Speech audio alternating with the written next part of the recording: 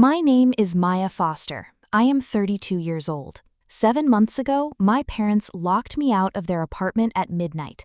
My daughter Lily was asleep on the hallway floor, her shoes still on, her jacket folded under her head like a pillow. I carried her to my car and drove until I couldn't think anymore. 3 months later, I was living in a family shelter. Then, one morning, my grandmother stepped out of a black sedan outside the entrance, looked at the sign above the door, looked at me, and said, "Why aren't you living in the house I arranged for you?" Before I tell you what my parents had done, make sure to like and subscribe to the channel and tell me your country in the comments. Now let's begin. If you've never tried to get a 5-year-old ready for school while living in a family shelter, it is exactly as impossible as it sounds. That morning, Lily was missing one sock. She held up two options, one pink with a unicorn, one white that used to be white. "It's okay, Mom, I can wear different ones." I stared at those socks like they were evidence in something. "Very bold choice," I said. "I do what I want," she said seriously. And for half a second, I forgot where we were. Then the shelter door opened behind us, and the cold came in. My parents, Robert and Diane, had a way of making cruelty sound like common sense. When I lost my apartment 6 months earlier and needed somewhere to stay, they offered immediately. "Family supports family," my mother said. I should have heard the fine print hiding in that sentence. I didn't. The comments started small, the kind that don't look like cruelty when you try to describe them later. "You're always tired, maybe organize your life better." A sigh when Lily's toys were on the floor. "We're just trying to keep the place nice." Then, one evening after a double shift, my mother sat at the kitchen table with that particular expression, the one that means a decision has already been made. "We think it's time you became more independent." "I'm trying. Rents are—" "You're a mother," she said softly. "A good mother figures it out." My father cleared his throat. 30 days. That's reasonable." I nodded, went back to work, scrolled rental listings during my breaks, called numbers, got told the same things. First and last month, deposit, credit check. "Sorry, we chose someone else." The 30 days turned out to be a suggestion. I came home after midnight from a late shift. The hallway light outside my parents' apartment was on, 2 cardboard boxes sitting outside the door. My boxes. I tried the handle. Locked. Knocked. Then knocked harder. The door cracked open. My mother's face, completely calm. "Keep your voice down, neighbors." "Why are my things outside?" My father's voice from behind her. "We told you. Independence. It hasn't been 30 days. Plans change." I looked past her into the entryway. Lily was curled on the floor by the shoe rack, her little jacket folded under her head, shoes still on, like they had placed her there hours ago so I could scoop her up and disappear without waking the apartment. "Where are we supposed to go?" My mother's smile returned, thin, satisfied. "You'll figure it out. You always do." The door closed. I slid my arms under Lily. She made a small, sleepy sound and wrapped herself around my neck automatically. I backed out into the hallway, shoved the boxes into my car, drove. I don't remember most of that night. I remember streetlights. I remember my hands shaking on the wheel. I remember Lily asleep across the back seat, her small body curled like a question mark. I remember thinking over and over, how did this happen? I tried to fix it, because that's what I do. I called my mother, she didn't answer. I called my father, he answered once. "We're doing this because we love you, tough love." Then he hung up. I went to work anyway, tried a motel for 2 nights, then the money ran out. A school counselor noticed Lily was quiet, asked if everything was okay. I lied.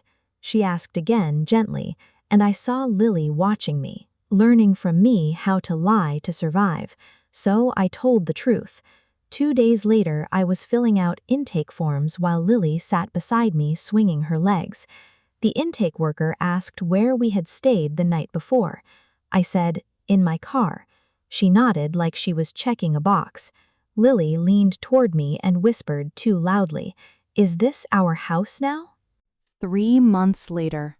A cold winter morning outside St. Catherine Family Shelter. 6 a.m. Lily beside me, mismatched socks, backpack bigger than she was. A black sedan pulled up to the curb.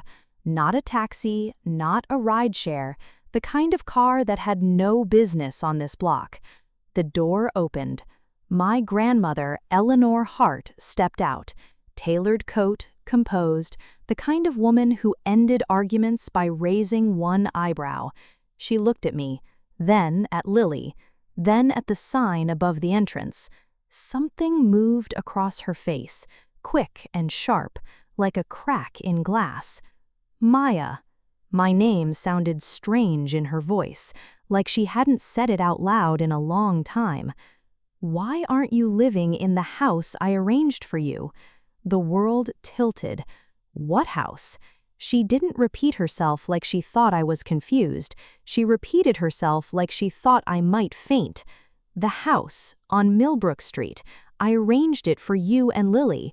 My heart started pounding so hard I felt it in my throat. "I don't have a house." Eleanor stared at me, running numbers behind her eyes, timelines, possibilities, lies.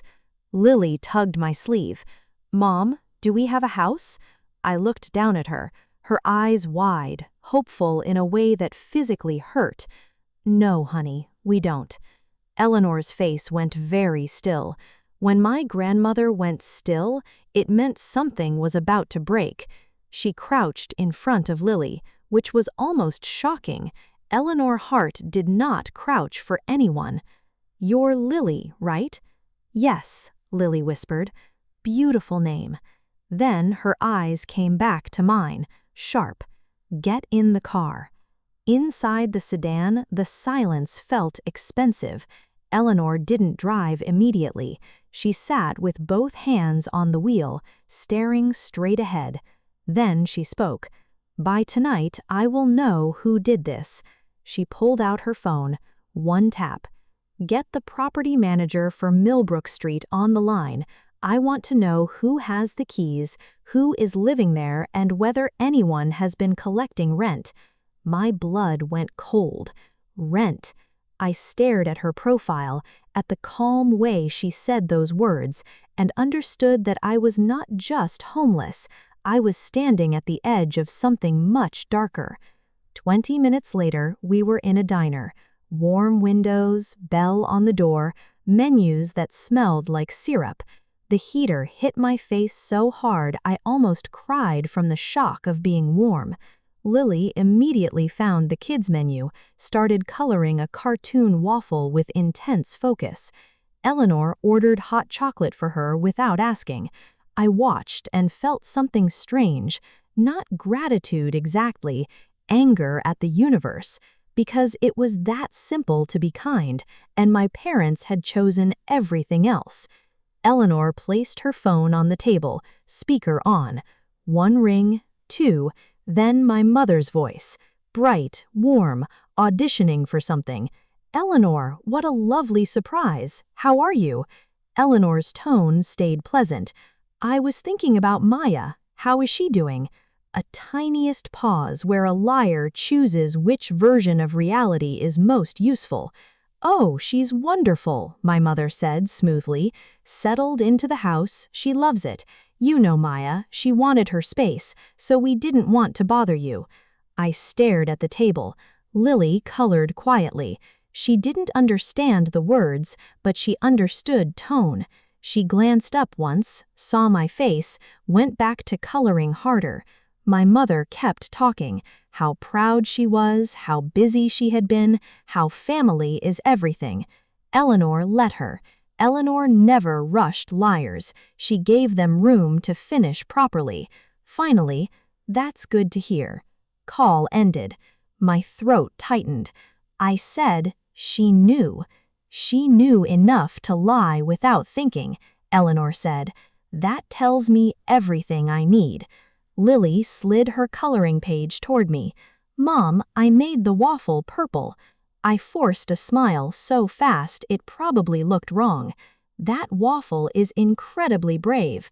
Lily giggled. Eleanor leaned forward, lowered her voice. I arranged a house for you on Millbrook Street.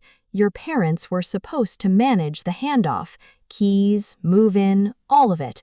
They told me it was done. My brain tried to process it. A house for us, and my parents had been living their lives as though that sentence didn't exist. I gripped the edge of the table. Why didn't you tell me directly? Because I trusted your parents, which was my mistake, not yours. 3 days later, my mother and father hosted a family dinner. Venue, catering, relatives, microphone. My mother never served dinner without also serving a narrative. Eleanor arranged for Lily to be in a private room nearby, with snacks and a trusted assistant. Lily accepted that arrangement immediately. Do I get good snacks? Yes, Eleanor said. Okay. Then Eleanor looked at me. Go in first. Let them see you before they see me.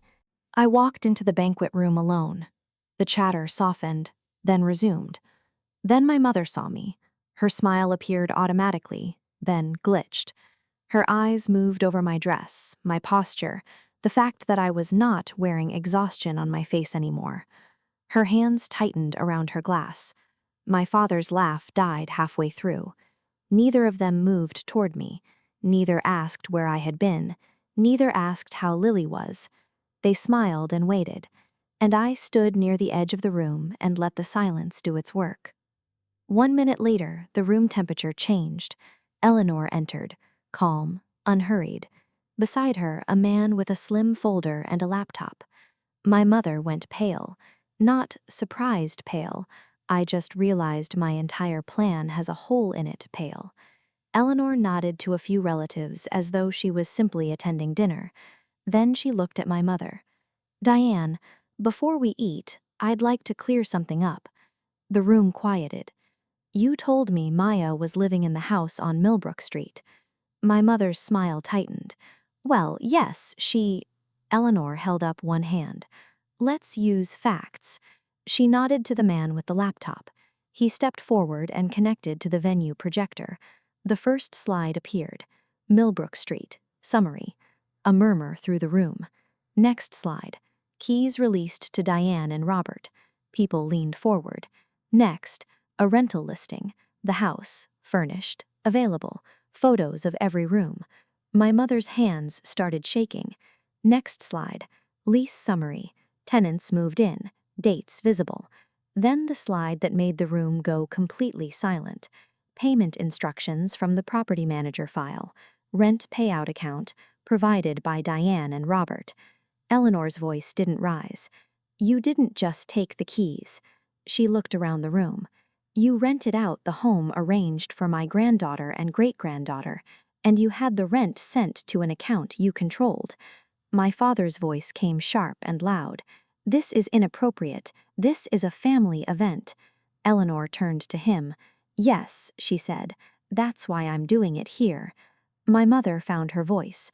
We were going to tell her. It was temporary. We needed... Temporary, Eleanor repeated. Her eyes moved toward the door behind which Lily was eating crackers, completely unaware. You displaced a child. The room went still. For profit. Someone gasped. Someone whispered something. My mother started crying. Real tears this time. We had debts. You don't understand. I understand enough, Eleanor said, and I'm done. She turned so the entire room could hear. Starting today, Diane and Robert receive nothing from me. No transfers, no help, no inheritance. My father's face twisted. You can't. I already have. The man with the folder stepped forward, placed documents on the table in front of my parents, a uniformed officer standing nearby. Not dramatic, not aggressive, just present. My mother turned to me, eyes wild. Maya, tell her to stop. We're family. Something inside me went cold and clear. "You should have remembered that," I said quietly, "before you made a business out of my daughter's home." I didn't stay for the aftermath. I walked down the hallway, opened the door to the private room. Lily looked up, cheeks full of crackers. "Mom, are we done?" I crouched and held her so tight she squeaked. "Yeah," I whispered. "We're done." She leaned back and studied my face carefully, the way she always did, checking for weather. "Can we go home?" I swallowed hard. "Yes," I said, "we can." 6 months later, our life is boring in the best way. We live on Millbrook Street now. Lily has her own room, her own curtains, a crooked gallery of drawings taped to the wall. She walks to school like the world has always been safe. That's the whole point. My mother tried to contact me once, not to apologize, to negotiate. I blocked the number, because I'm done bargaining for basic decency. Eleanor visits on Sunday mornings, pastries, pretends she's only there to see Lily. Lily never buys it. "Grandma Eleanor, do you like our house?" Eleanor always pauses, like she's swallowing something heavy. Then she says, "Yes, I do." Some people think this story is about a house. It isn't.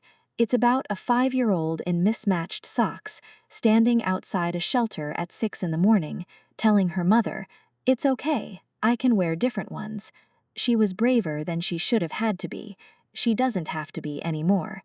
And that is the only ending that mattered. If this story gave you strength today, like and subscribe. New story every week. Comment your country below. Share with someone who needs to hear this.